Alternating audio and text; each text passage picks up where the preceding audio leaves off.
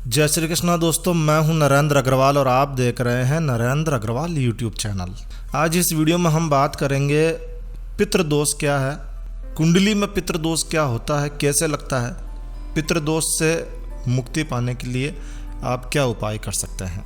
इस टॉपिक पर बात करने से पहले सबसे पहले यह जान लेते हैं कि पितृ क्या होते हैं या पितृ कौन होते हैं, किसे हम पितृ कहते हैं।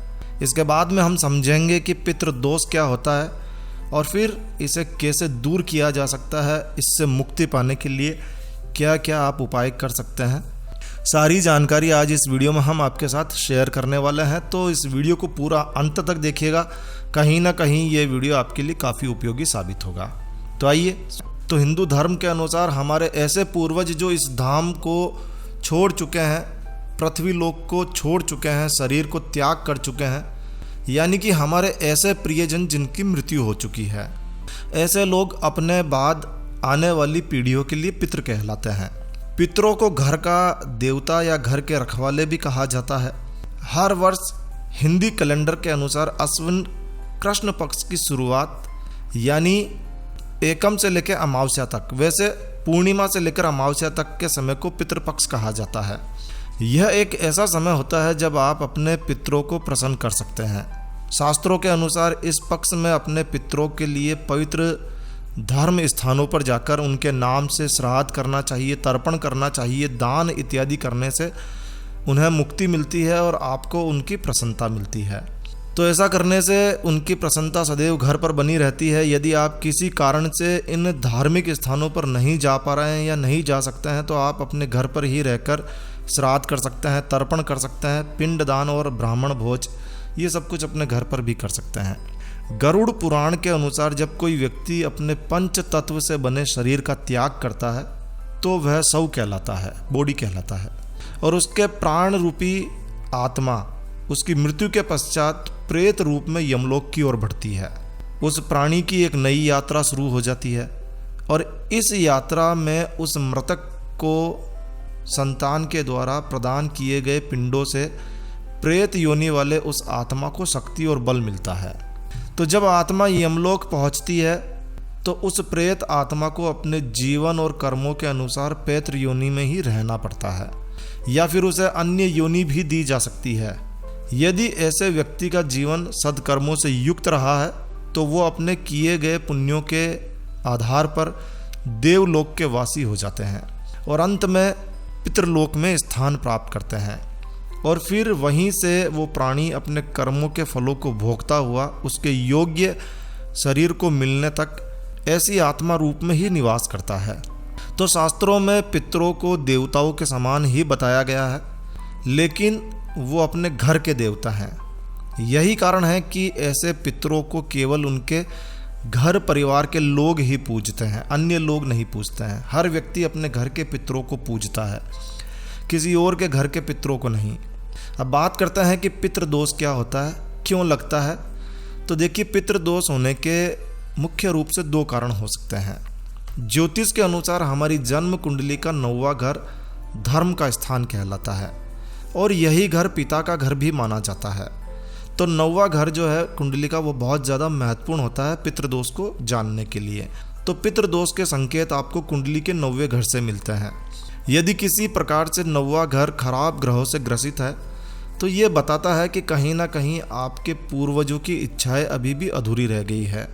यदि 9वें भाव का मालिक ग्रह राहु या केतु से ग्रसित है या फिर 9वां भाव 9वां घर चंद्र राशि से और चंद्र राशि से 9वें भाव का मालिक राहु या केतु से ग्रसित है तो आपकी कुंडली में पितृदोष माना जाएगा।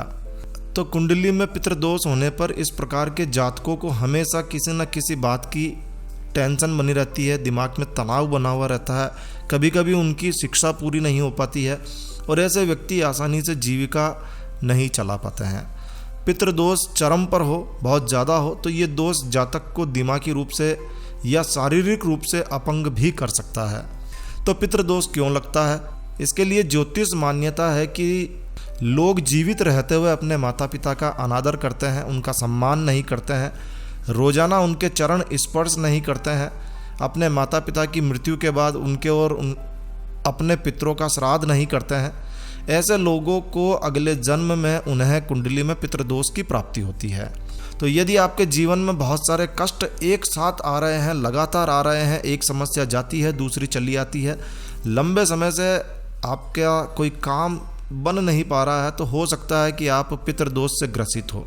ऐसे में आपको पितृदोष के कष्टों को दूर करने के लिए उपाय करना चाहिए और अपनी कुंडली को किसी योग्य ज्योतिष को आप दिखा सकते हैं और जान सकते हैं कि क्या आपकी कुंडली में कहीं पितृदोष तो नहीं है। वर्ष 2021 की बात करें तो 20 सितंबर के दिन से ही, सोमवार से ही पितृपक्ष का पहला दिन शुरू हो गया है। जीवन में पितृदोष बहुत ही ज़्यादा प्रभाव डालने वाला होता है, बहुत ज़्यादा प्रभावित करता है जीवन को। पितृदोष से पीड़ित व्यक्ति का जीवन बहुत ज़्यादा कष्टपूर्ण हो जाता है, कष्टमयी हो जाता है। तो यदि कुंडली में ये दोष है तो धन का अभाव, मानसिक परेशानियां हमेशा परेशान करती ही रहती है। पितृदोष से पीड़ित व्यक्ति ठीक से उन्नति नहीं कर पाता है और यही समय है जब आप अपनी भूल को सुधार सकते हैं। तो यदि आप अपने पितरों का सम्मान करते हैं तो समाज में आपको धन सम्मान सभी कुछ मिलने लगता है। तो पितृदोष को कैसे कम करें, पितृदोष को कम करने के लिए क्या उपाय किए जा सकते हैं, चलिए उन्हें भी जान लेते हैं। तो पितृदोष को कुंडली के ग्रहों की स्थिति के अनुसार पूर्ण रूप से निवारण किया जा सकता है। यदि आपके पास आपकी कुंडली नहीं है तब भी आप कुछ उपाय कर सकते हैं और अपने पितरों को प्रसन्न कर सकते हैं। तो पितृदोष के प्रभाव को कम करने के लिए आप कुछ सरल उपाय कर सकते हैं जिनका प्रयोग करके आप पितृदोष को काफ़ी हद तक कम कर सकते हैं। तो पितृदोष को दूर करने के लिए आपको चाहिए कि आप अपने घर की दक्षिण दिशा की ओर, दक्षिण दिशा को पितरों के लिए सुरक्षित रख लें। अपने स्वर्गीय परिजनों का तस्वीर, फोटो यहीं पर आपको सम्मानपूर्वक इस दिशा की दीवार पर विराजमान करनी है। फिर से समझ लीजिए, विराजमान करना है, ना कि खूंटी पर लटकाना है। कई लोग क्या करते हैं, डोरी से कील पर लटका देते हैं, ये बहुत गलत करते हैं। कई लोग अपने स्वर्गीय परिजनों का फोटो या तस्वीर खूंटी पर डोरी से लटका देते हैं, ये बिल्कुल गलत है। तो अपने स्वर्गीय परिजनों का फोटो सम्मानपूर्वक इस दिशा की दीवार पर विराजमान करना है। विराजमान कैसे करेंगे, आप जरा सा कुछ ऐसे नीचे सपोर्ट लगा दें, चाहे आप एक कांच लगा दें, 2 क्लिप लग के कांच लगता है बहुत ही आसानी से। तो इस तरह से आपको विराजमान करना है और उस पर हार चढ़ाकर रोज़ाना उनकी पूजा स्तुति जरूर करें। यदि संभव हो तो रोज़ाना ताज़े फूलों का हार चढ़ाएं, नहीं तो परमानेंट हार तो चढ़ा हुआ रहता ही है। तो रोज़ाना घर से बाहर जाने से पहले हाथ जोड़कर उनसे आशीर्वाद प्राप्त करके ही निकलें। इससे पितृदेव प्रसन्न होते हैं और पितृदेव प्रसन्न होकर पितृदोषों से मुक्ति दिलाते हैं। पितरों के स्वर्गीय होने वाले दिन, यानी कि जिस दिन उन्होंने शरीर का त्याग किया है, उनके आत्मा को छोड़ने वाली तिथि को किसी गुणी ब्राह्मण को भोजन कराएं। इस भोजन में मृत आत्मा की पसंद की वस्तुएं जरूर से शामिल करें और अपनी सामर्थ्य और शक्ति के अनुसार किसी गरीब ज़रूरतमंद व्यक्ति को आप वस्त्र दान कर सकते हैं, अन्न इत्यादि दान कर सकते हैं। और यदि कर सके तो अपने पितरों के नाम से किसी गरीब बच्चे की शिक्षा का भार आप अपने ऊपर ले सकते हैं, यह भी पितृदोष को कम करने वाला होता है। पितृपक्ष में रोजाना रविवार को छोड़कर पीपल के वृक्ष पर दोपहर में जल, पुष्प, अक्षत, दूध, गंगाजल और काले तिल जरूर चढ़ाएं। जल चढ़ाते समय अपने स्वर्गीय परिजनों का स्मरण करते हुए उनसे आशीर्वाद मांगें और रोजाना संध्या काल के समय एक दीपक पीपल के पेड़ के नीचे जलाकर आए। नाग स्रोतम, महामृत्युंजय मंत्र या फिर रुद्र सूक्त, पितृ स्रोत और नवग्रह स्रोत का पाठ करें। इससे भी पितृदोष की शांति होती है। एक उपाय आप कर सकते हैं, आप सोमवार के दिन प्रातःकाल में स्नान इत्यादि कर लें और फिर आपको नंगे पैर शिव मंदिर जाना है। तो वहीं अपने घर के नज़दीक शिव मंदिर में जाएं, अपने साथ में आंकड़े के 21 पुष्प और बेल पत्र लेकर जाएं, जहां आप शिव जी की पूजा करें। ये काम आपको 21 सोमवार तक करना है, इससे भी पितृदोष का प्रभाव काफ़ी कम हो जाता है। अपने पितरों के नाम से कम 11 मंदिरों में पवित्र पीपल और बरगद के पेड़ लगाएं। विष्णु भगवान के मंत्र का जाप करें। पितरों के नाम से रोजाना श्रीमद् भागवत गीता का पाठ करें। इससे भी पितरों को शांति मिलती है और पितृदोष में कमी आने लगती है। अगला उपाय है अमावस्या के दिन करना है। अमावस्या के दिन पितरों के नियमित काम किए जाते हैं, यह आप सभी लोग जानते हैं। तो आप भी अमावस्या के दिन पितरों के नियमित पवित्र भोजन बनाकर चावल, बूरा, घी और रोटी गाय, कुत्ता और कौवा को जरूर खिलाएं। अपने पूर्वजों के नाम से दूध, चीनी, सफ़ेद कपड़ा और दक्षिणा जरूरतमंद को दान करें। इससे भी पितृ प्रसन्न होते हैं और पितृदोष शांत होने लगता है। हर अमावस्या के दिन, प्रत्येक अमावस्या के दिन गाय को 5 तरीके के फल खिलाएं। जो भी आपका सामर्थ्य हो, 20 से 50 रुपये के बीच में 5 तरीके के फल ले सकते हैं आप। एक एक फल जरूर खिलाएं हर अमावस्या को, यानी कि महीने का 50 रुपये का खर्चा तो आप कर ही सकते हैं। बबूल के पेड़ के नीचे शाम के समय भोजन रखें। ऐसा करने से भी पितृदेव प्रसन्न होते हैं और पितृदोष समाप्त होता है।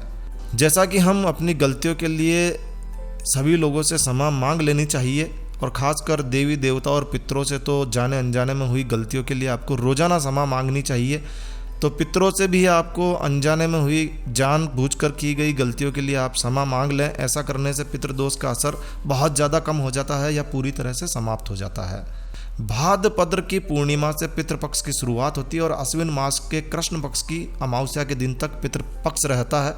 पितृपक्ष का जो अमावस्या का दिन होता है उस दिन आप एक उपाय करें, थोड़ा कच्चा दूध लेना और उसमें कुछ पतासे रखकर पितृदेव को सुबह ही सुबह अर्पित करें। ऐसा करने से भी पितृदेव प्रसन्न होते हैं और पितरों की प्रसन्नता हमें मिलती है। तो इस तरह से आप पितृदोषों को काफ़ी हद तक कम कर सकते हैं या पूरी तरह से समाप्त भी कर सकते हैं। ये आपके ऊपर डिपेंड करता है कि आप अपने पितरों के लिए कितना क्या कर सकते हैं। तो बस इस वीडियो को यहीं विराम देते हैं दोस्तों। यह जानकारी आपको कैसी लगी कमेंट करके हमें ज़रूर बताएं। यदि आपको यह वीडियो अच्छा लगा है, यूज़फुल लगा हो, तो कृपया लाइक के बटन पर ज़रूर क्लिक कीजिए। और यदि आपने हमारा ये चैनल सब्सक्राइब नहीं किया हुआ है तो कृपया चैनल सब्सक्राइब कर लीजिए, क्योंकि इस चैनल पर हम लेकर आते हैं आपके लिए तरह तरह की धार्मिक जानकारियाँ, होम रेमेडीज, होम टिप्स और टेक्निकल नॉलेज।